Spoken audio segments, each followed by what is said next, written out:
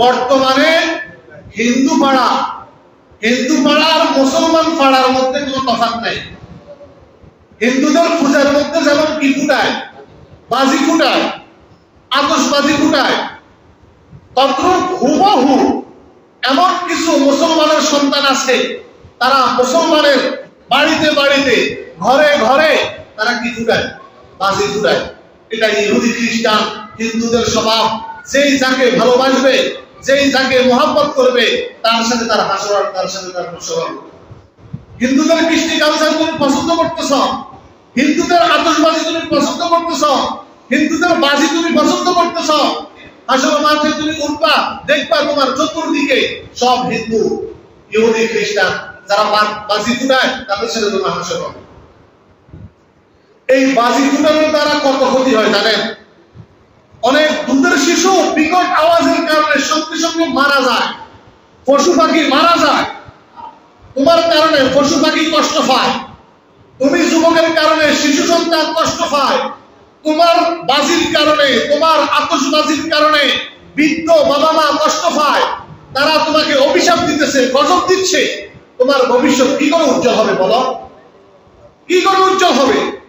তাহলে বলেন, আমরা সোচ্চার হওয়া দরকার আছে তো? প্রতিটি বাড়িতে যদি আমরা সোচ্চার হই যে আমার বাড়িতে কোন সন্তান, কোন যুবক আতশবাজি ফুটাইতে পারবে না, মজবুতির সাথে যদি তাদেরকে ধরপাকড় করেন, তাহলে কোনোদিন তারা এই সাহস করবে না। আর আমাদের কিছু মুসলমান দোকানিদেরও কিছু গলত আছে। তারা কি করে জানেন? কত জিনিস আছে বিক্রি করার, তারা এই আতশবাজি বিক্রি করে।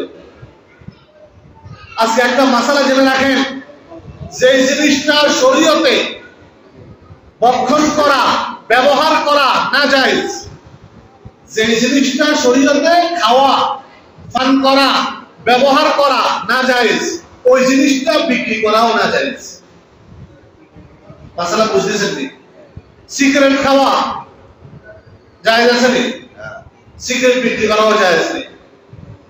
মদ খাওয়া জায়েজ আছে নি? মদ বিক্রি করাও জায়েজ নেই।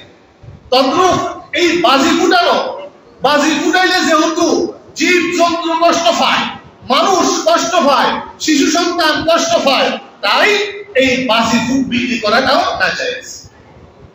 আল্লাহর ওয়াস্তে এই বাজি কোন মুসলমান দোকানে যেন না পাওয়া যায়। গ্রামে মহল্লায় মহল্লায় প্রতিটি দোকানে এই বাজি বিক্রি করে। আল্লাহর ওয়াস্তে এগুলো বন্ধ করে।